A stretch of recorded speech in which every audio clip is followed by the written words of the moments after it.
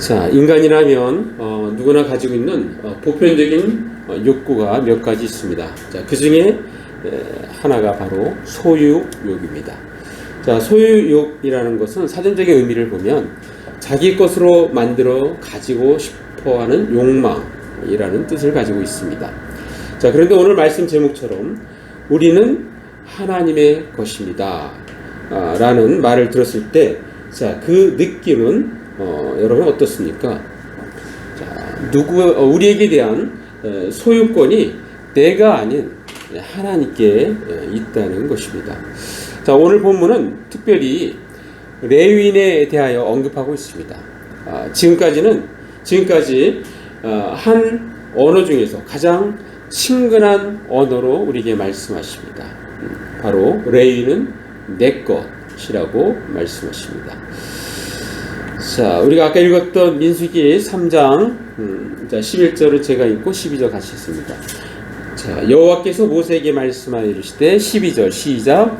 보라, 내가 이스라엘 자손 중에서 레위를 택하여 이스라엘 자손 중에 태를 열어 태어난 모든 자를 대신하게 하였으니 자는 레위인은 내 것이라. 내 것이라.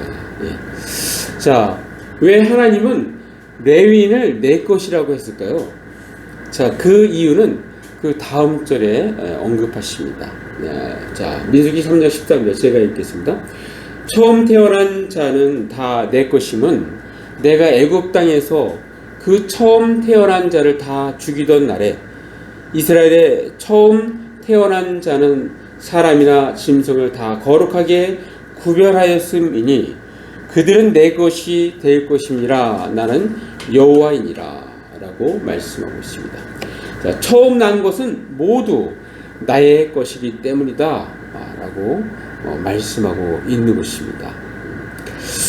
자, 레위인이 내 것이라는 이유는 바로 과거 이스라엘 백성이 당시 강대국인 애굽 이집트에서 탈출하여 나온 날을 언급을 합니다.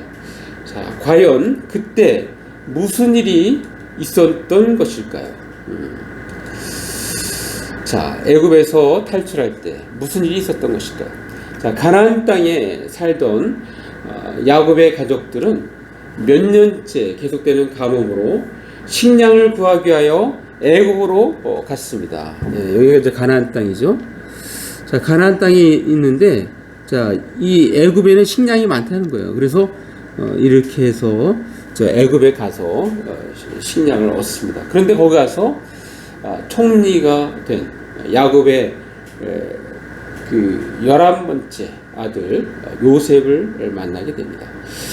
자, 위기에 처했던 야곱의 대가족은 이 요셉이 총리가 되어서 나라를 잘 경영하는 일로 바로 왕의 총애를 받고 있던 요셉은 야곱의 가족 70여 명을 모두 애굽의 고센 땅으로 이주시켜 버립니다. 자, 고센 땅이 여기도 고센 땅.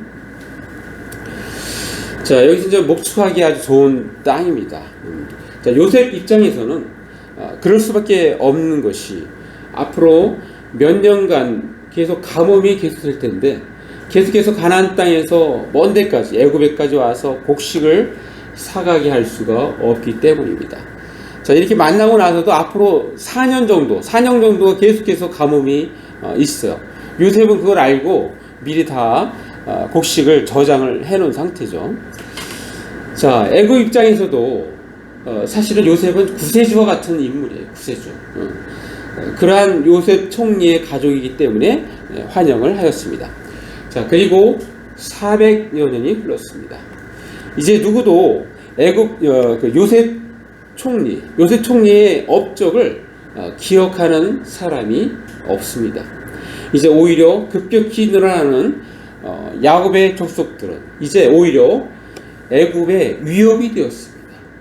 자, 만약 외부 세력이 내부에 있는 야곱의 족속들과 손을 잡고 애굽을 공격한다면 그것은 생각만 해도 끔찍한 일이었습니다.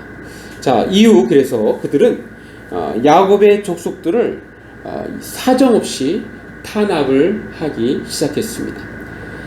야곱 족속의 인구 급속량을 막기 위하여 심지어는 태어난 남자 아기를 죽이는 짓도 서슴지 않았습니다. 자, 그리고 막 강제 노역을 시키는데 너무나 고통스럽게 일을 주는 거예요. 자, 일을 당하는 야곱의 족속들은 도저히 참기가 힘들어 여호와 하나님께 부르짖게 됩니다. 자, 하나님께서는 그들의 부르짖음을 응답하여 영적 지도자 모세를 세웁니다.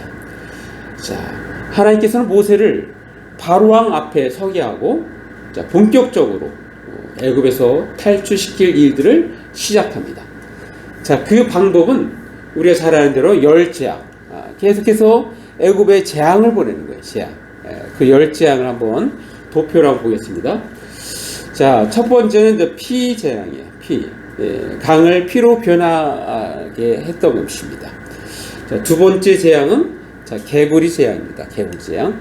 자, 나일강가에 살고 있던 개구리. 온 천지에 막 뭐 뚜껑을 열어도 그 안에 뭐 개구리가 있는 거예요. 그래서 개구리 재앙. 또 세 번째는 이 재앙. 자, 이 세 번째 재앙부터는 이 애굽 주술사들이 이 따라하지 못해요. 앞에 피 개구리는 애굽 주술사도 따라했어요. 근데 이는 따라할 수가 없었습니다. 이제 하나님의 능력이 더욱더 크게 부각되는 상황이었습니다. 자, 네 번째 재앙은 파리 재앙입니다. 파리 재앙.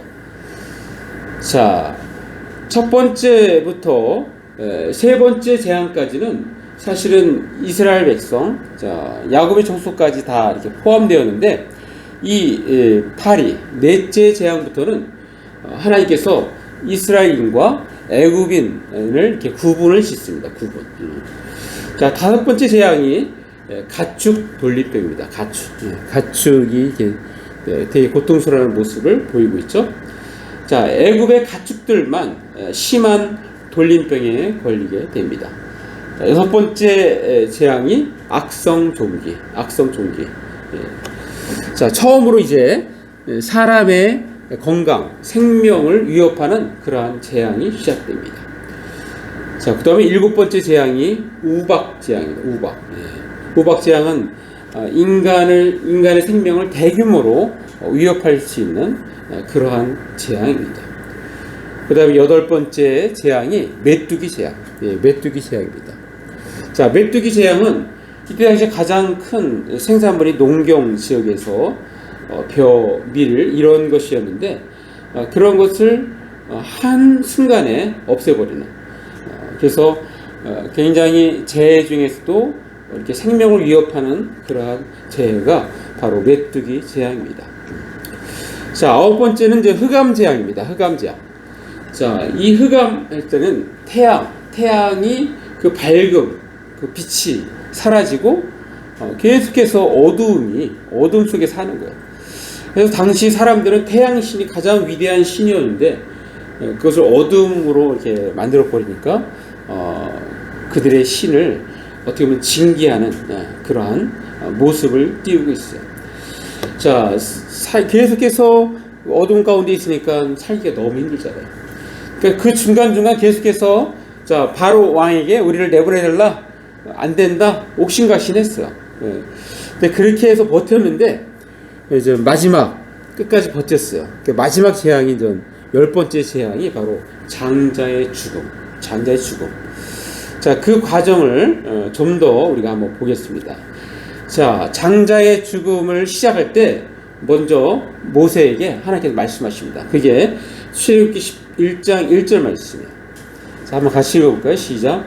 여호와께서 모세에게 이르시기를 내가 이제 한 가지 재앙을 바로와 애굽에 내린 후에야 그가 너희를 여기서 내보내리라. 그가 너희를 내보낼 때에는 여기서 반드시 다 쫓아내리니.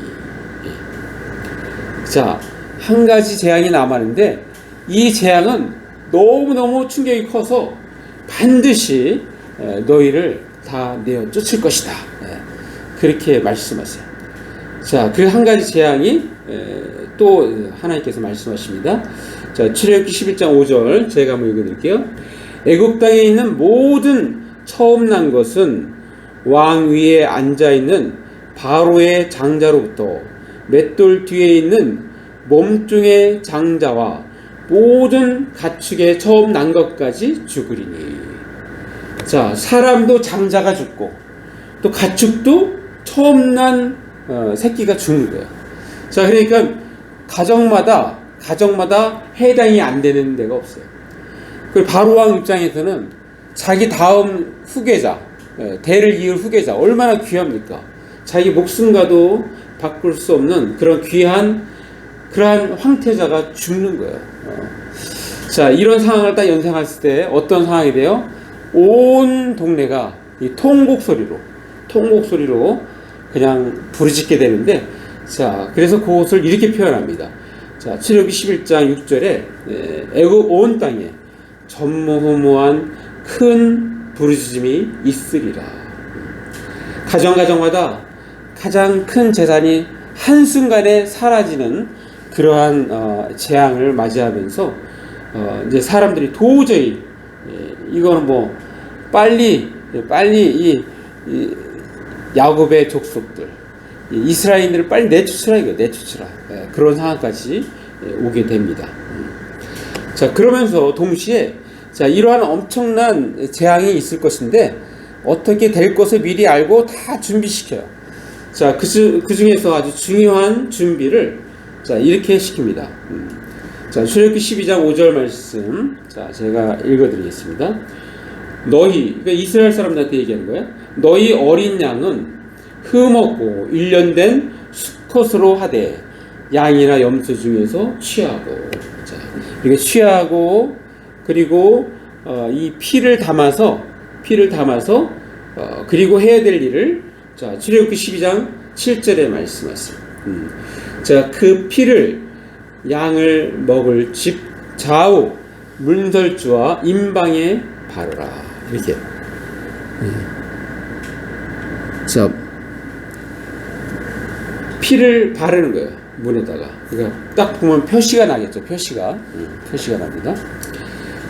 자, 그렇게 하면서 출애굽기 13장 1절에 보면 여호와께서 모세에게 일러 이르시되 2절에 자, 출애굽기 13장 2절에 자, 이스라엘 자손 중에서 사람이나 짐승을 막론하고 태에서 처음 난 모든 것은 다 거룩히 구별하여 내게 돌리라. 이는 내 것이니라 하시니라. 네. 자, 이렇게 하면서 바로 왕한테 이제 나아갑니다. 자, 그랬더니 어떻게 합니까? 자, 바로 왕이 그래도 거절하는 거예요. 그래서 실제 이제 이 일이 일어나요. 그래서 온 나라가 다 그냥 통곡 소리로 난립니다. 난리. 예. 자, 그때까지도 하나님께서 이 바로 왕을 이렇게 완악하게 했는데, 자, 그 부분 한번 읽겠습니다. 자, 출애굽기 13장 15절.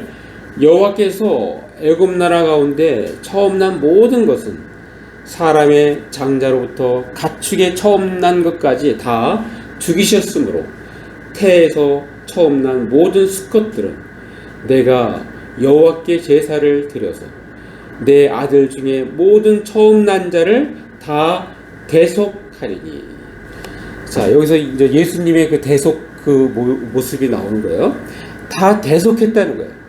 자, 이스라엘 사람들의 처음 난 것을 대속했는데, 자, 무엇이 그렇게 했다고요? 태에서 처음 난 모든 수컷들. 자, 그것을 대속물이라고 해요. 대속물. 그러니까 인간이 장자가 죽어야 되는데 대신 죽은 거예요. 그 대신 죽은 걸 대속물이라고 하는데, 자, 그것을 한번 사전의 의미를 보겠습니다. 이 대속물이라는 것은 자유롭게 하는 것, 곧 부채나 속박, 노예 상태로부터 또는 죄의 상태로부터 자유롭게 해주기 위하여 대신해서 부담하는 대가, 그것이 대속물입니다. 대속물. 자, 그러니까 장자 대신 이 어린 양이 대신 죽었다는 거예요. 또 염소의 처음 난 수컷이 대신 죽었다는 것입니다. 자, 무슨 말입니까? 자, 이스라엘의 장자 6월절 어린 양의 피로 죽음을 면했다는 것입니다. 그러니까 장자는 이스라엘 전체를 대표했기 때문에 장자 대신에 레위인을 하나님의 소유로 삼으신 것인데, 그래서 아까 우리가 읽었던 레위인을 너는 내 것이다, 이거 내 것. 자, 언제 사셨어요? 애굽에서 나올 때 자, 장자들을 대신해서 대성모를 이렇게 죽였는데, 그러나 모든 장자들은 다 죽었잖아요. 그러나 이렇게 어린 양의 피를 발라서 이렇게 산 그 장자들, 사실은 그 장자들 다 죽을 수 있는 건데 살렸는데, 살린 대신에 다 그들은 누구 것이다? 내 것이라, 내 것. 피로 샀다는 의미가 그 안에 있습니다. 자, 사랑하는 남부장학교 성도 여러분, 자, 그런데 신약 시대에 와서 보니까 레위인들에게 해당하는 사람들이 바로 우리 예수 믿는 사람들이라는 것입니다. 자, 우리 말씀 봅니다. 베드로전서 2장 9절 말씀 보겠습니다. 자, 제가 한번 읽어드릴게요. 자, 그러나 너희는 택하신 족속이요, 왕같은 제사장들이요, 거룩한 나라요, 그의 소유가 된 백성이니. 자, 우리를 뭐라고 말씀하고 있어요? 특별히 왕같은 제사장들이요, 왕같은 제사장들. 자, 그럼 왕같은 제사장들 누가 했습니까? 레위인이 했습니다. 레위인. 그러니까 레위인들 중 제사장이 했던 일, 즉 성막에서 했던 일 중 중요한 것은 일반 백성들의 죄 문제를 양이나 염소, 비둘기 등에게 인간의 죄를 전가시켜서, 이렇게 옮겨서 전가시켜서 양, 염소, 비둘기 등의 피를 흘려 제단에 뿌림으로써 하나님과 인간이 죄로 인한 벽을 허무는 일을 도왔던 것입니다. 하나님과 인간을 화해시켰다는 것입니다. 그래서 오늘날도 우리를 왕같은 제사장이라고 그렇게 표현해요. 왕같은 제사장. 자, 이것을 신약에 와서 이렇게 표현합니다. 자, 고린도후서 5장 18절 제가 읽습니다. 모든 것이 하나님께로서 났으며 그가 그리스도로 말미암아 우리를 자기와 화목하게 하시고 또 우리에게 화목하게 하는 직분을 주셨으니. 우리 크리스찬들의 직분 중에 중요한 직분이 이게 화목하게 하는 일이에요. 그러니까 화목하게 하는 일은 누가 했던 일이에요? 바로 제사장들이 했던 거예요. 그러니까 제사장들은 어느 족속입니까? 레위 족속이에요. 레위 족속. 그러니까 오늘날 예수 믿는 사람은 다 레위 족속 같은 그런 사람들인 거예요. 그래서 우리는 다 하나님의 것인 것입니다. 자, 또 다른 측면에서 우리가 하나님의 것인 이유는 무엇일까요? 자, 우리 한번 말씀 보겠습니다. 고린도전서 6장 19절. 자, 제가 읽습니다. 너희 몸은 너희가 하나님께로부터 받은 바 너희 가운데 계신 성령의 전인 줄을 알지 못하느냐? 너희는 너희 자신의 것이 아니라. 자, 우리는 우리 자신의 것이 아니라는 거예요. 우리가 예수 믿는 순간 우리가 성령의 전이 되었는데 우리는 우리 자신의 것이 아니라, 그러면 누구의 것이냐? 그것은 고린도전서 6장 20절에 말씀하고 있습니다. 자, 한번 같이 읽습니다. 시작. 값으로 산 것이 되었으니 그런즉 너희 몸으로 하나님께 영광을 돌리라. 네. 자, 예수님께서 우리를 자신의 피로 사서 우리를 하나님께 드리셨으니 우리 역시 하나님의 것이라고 그렇게 말씀하고 있습니다. 자, 이것을 보다 더 아주 구체적으로 표현하는 말씀이 있는데, 자, 요한계시록 5장 9절 말씀이에요. 자, 제가 한번 읽어드리겠습니다. 자, 이 앞에 거는 생략하고 요한계시록 5장 9절. 일찍이 죽임을 당하사 각 족속과 방언과 백성과 나라 가운데서 사람들을 피로 사서 하나님께 드리시고. 그러니까 사람들을 피로 샀다는 거예요. 자, 피로 사서 하나님께 드렸어요. 하나님께. 자, 우리 사도행전에도 한번 보겠습니다. 사도행전 20장 28절. 자, 교회에 대해서 어떻게 말씀하는가 보겠습니다. 여러분은 자기를 위하여 또는 온 양떼를 위하여 삼가라. 성령이 그들 가운데 여러분을 감독자로 삼고 하나님이 자기 피로 사신 교회를 보살피게 하셨느니라. 예. 자, 교회를 뭐라고 표현해요? 자기 피로 사신 교회. 그러니까 자기 피로 사신 교회. 우리가 교회잖아요. 우리 구성원들이 다 교회잖아요. 근데 자기 피로 샀다. 자기 피로. 그러니까 자기 피로 샀기 때문에 우리는 주님의 것입니다. 주님의 것. 자, 그렇다면 우리도 레위인처럼 온전히 하나님만 섬기는 사람이 되어 무슨 일이든지 주님을 위하여 해야 마땅할 것입니다. 자, 그러나 모두가 다 그럴 수는 없습니다. 우리는 세상에 살아가면서 또한 믿음 생활을 해야 합니다. 자, 우리가 직장 생활하면서 또 신앙 생활하던 또 개인 사업을 하면서 신앙 생활을 하던 또 집에서 쉬면서 또 가사일을 돌보면서 신앙 생활을 하든 무엇을 하든지 간에 우리는 하나님의 것이기 때문에 우리가 취해야 할 태도가 있습니다. 태도. 자, 그 부분에 대해서 언급한 부분 한번 보겠습니다. 자, 로마서 14장 7절 말씀. 자, 한번 같이 읽습니다. 시작. 우리 중에 누구든지 자기를 위하여 사는 자가 없고 자기를 위하여 죽는 자도 없도다. 자, 그러면서 로마서 14장 8절 어떻게 살아야 되는가? 자, 제가 한번 읽습니다. 우리가 살아도 주를 위하여 살고 죽어도 주를 위하여 죽나니 그러므로 사나 죽으나 우리가 주의 것이로다. 우리는 사나 죽으나 주의 것이다. 주의 것이다. 자, 우리가 하나님의 것이라고 했을 때 그 의미는 바로 나의 주권이 내가 아닌 하나님께 있다는 것입니다. 자, 우리가 그 토기장이 그 비유를 잠깐 이렇게 설명한 말씀 잠깐 보겠습니다. 자, 로마서 9장 21절. 자, 로마서 9장 21절 말씀이면 자, 토기장이가 진흙 한 덩이로 하나는 귀에 쓸 그릇을 하나는 천이 쓸 그릇을 만들 권한이 없느냐. 자, 우리는 진흙이에요. 우리 사람들은 진흙이에요. 네. 바로 주의 백성은 진흙입니다. 자, 토기장이는 하나님이죠. 하나님.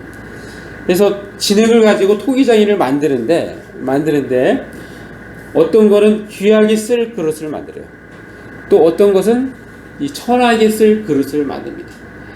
약간 뭐 비품이 나오고 뭐 이런 것들은 천하게 쓸 그릇이겠죠. 자, 그런데 이 그릇이 진흙이 왜 나를 이렇게 만들었습니까? 라고 토기장이한테 항의할 수가 없잖아요. 그렇게 만드는 그 주권이 누구한테 있어요? 바로 토기장이한테 있는 거예요. 토기장이. 그러니까 하나님께 그 주권이 있다는 것입니다. 자, 그리고 일반적으로 우리를 핏값으로 산 주인의 뜻대로 살아가야 하는 것입니다. 자, 사랑하는 나무자교 성도 여러분, 우리가 하나님의 것이라는 것이 듣기 어떻습니까? 기분이 나쁩니까? 아니면 신나는 일입니까? 자, 우리가 불완전한 나 자신이나 불완전한 어떤 사람이 우리의 주인일 때 그 결과는 실패요, 낙담이요, 파멸입니다. 자, 왜냐하면 불완전함이 갖는 한계 때문입니다. 자, 반면에 전능하시고 완전하신 하나님이 나의 주인일 때 너무나도 든든하고 안전합니다. 완전함이라는 것은 한계가 없습니다. 빈틈이 없습니다. 자, 이러한 부분을 잘 표현한 말씀 우리 하나 읽겠습니다. 자, 이사야서 49장 15절 말씀. 자, 제가 한번 읽습니다. 여인이 어찌 그 젖먹는 자식을 잊겠으며 자기 태에서 난 아들을 긍휼히 여기지 않겠느냐. 그들은 혹시 잊을지라도 나는 너를 잊지 아니할 것이라. 자, 여인이 아기를 낳았을 때 그 아기를 구분 못하는 그러한 엄마가 있을까요? 잊어버리는 엄마가 있을까요? 없습니다. 자, 그러나 혹시 잊는다 할지라도 나는 너를 잊지 아니할 것이다. 이게 하나님이 우리를 향한 그러한 마음입니다. 자, 한편 이런 완전하신 하나님께서 우리를 하나님의 것으로 만들기 위하여 하나님의 아버지께서는 위대한 일을 계획하셨습니다. 이는 아무도 예상하지 못한 기발한 계획이었습니다. 자, 인간의 생각과 의지에 반하는 일이었습니다. 하나님의 위아들 예수님께서 하늘 보좌를 버리시고 낮고 낮은 이 땅에, 그것도 말구유에서 태어나셨던 것입니다. 자, 하나님이 이 땅에 인간의 몸으로 오시는 것도 충격적인데, 만왕의 왕이신 그 예수님의 탄생이 너무나도 초라한 것은 충격입니다.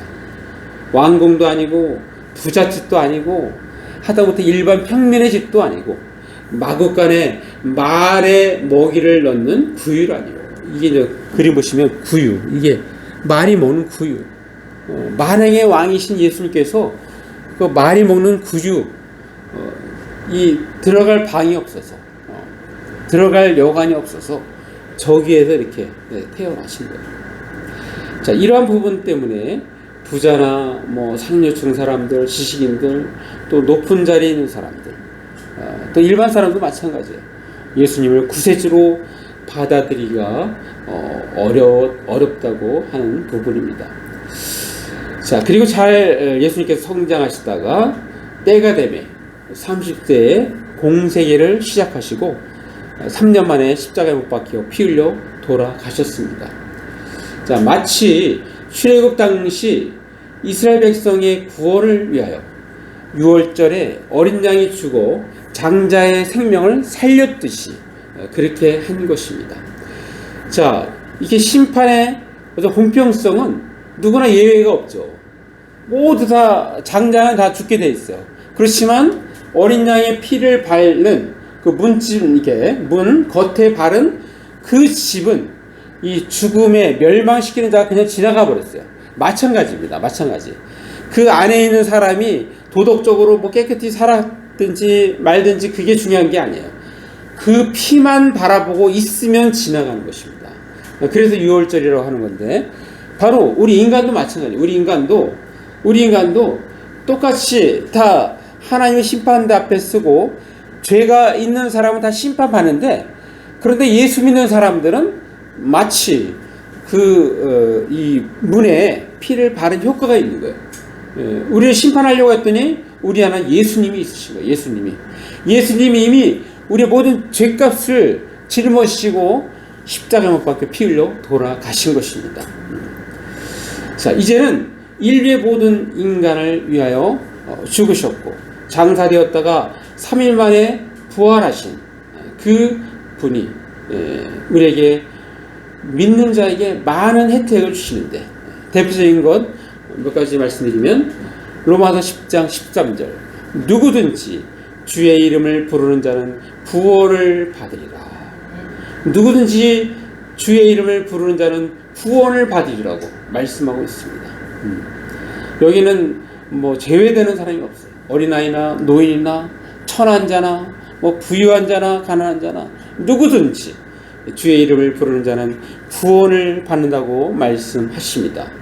또한 요한복음 1장 12절, 영접하는 자, 곧 그 이름을 믿는 자들에게는 하나님의 자녀가 되는 권세를 주셨으니. 자, 예수 믿는 자, 예수를 받아들인 자는 하나님의 자녀가 되는 권리를 주시는 거예요. 하나님의 자녀가 되는 권세를 주시는 것입니다. 이 얼마나 놀라운 은혜입니까? 자, 구약 성경의 이사야서 43장은 이스라엘을 선민으로 삼아 영화롭게 하시는 이가 바로 하나님이시라는 것을 증거하고 있습니다. 자, 하나님이 어떻게 그들을 구원해 주실지를 알려주는 말씀이에요. 자, 이스라엘을 이집트에서 이렇게 탈출해서 구원해 주신 하나님께서 그 당시 바벨론의 포로로 가게 된 그 사람들도 구원해 주시겠다고 약속하는 말씀이 이사야서 43장입니다. 자, 그 중에서 1절 한번 보겠습니다. 1절만 보겠습니다. 자, 1절 제가 읽어드리겠습니다. 야곱아, 너를 창조하신 여호와께서 지금 말씀하시느니라. 이스라엘아, 너를 지으신 이가 말씀하시느니라. 너는 두려워하지 말라. 내가 너를 구속하였고 내가 너를 지명하여 불러나니 너는 내 것이라. 너는 내 것이라. 네. 자, 오늘도 마찬가지입니다.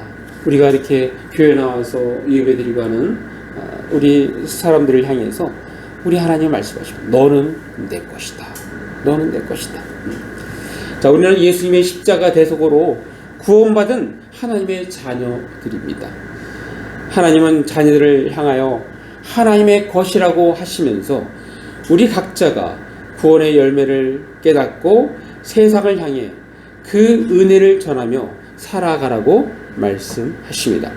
자, 하나님의 영광을 찬송하고 하나님이 구원자이심을 증거하며 살아가는 것이 구원받은 바로 우리 믿음의 자녀들에게 주어진 사명인 것입니다. 또한 우리는 하나님의 속성을 잘 알고 그분과 함께 이 땅에서 위대한 역사를 만들어 가야 할 것입니다. 자, 마무리합니다. 자, 예수 믿는 우리는 모두 하나님의 자녀입니다. 자, 예수님은 우리를 당신이 직접 핏값을 지불하고 우리를 사셨습니다. 자, 우리는 이제 주님의 것입니다. 이제 우리의 주인은 내가 아니라 주님이십니다. 우리가 주님의 것이라 했을 때 그 의미는 나의 주권이 내가 아닌 하나님께 있다는 것입니다. 우리는 이제 내 마음대로 세상을 살아가면 안 됩니다. 주님 뜻대로 살아가야 합니다. 말씀 안에서 살아야 합니다. 주님이 주관하시는 삶 기대하셔도 좋을 것입니다. 자, 우리 모두 나의 주권이 내가 아닌 하나님께 있다는 것을 인정하고 내 안에 계신 성령님과 함께 동행하며 살아가는 저 여러분 되시기를 간절히 바랍니다. 자, 우리 말씀 생각하시면서 1, 2분 잠깐 기도로 나아갑니다. 기도하시겠습니다. 오, 아버지 감사합니다. 하나님, 오늘도 우리에게 말씀 주셨습니다. 특별히 우리는 하나님의 것이라고 말씀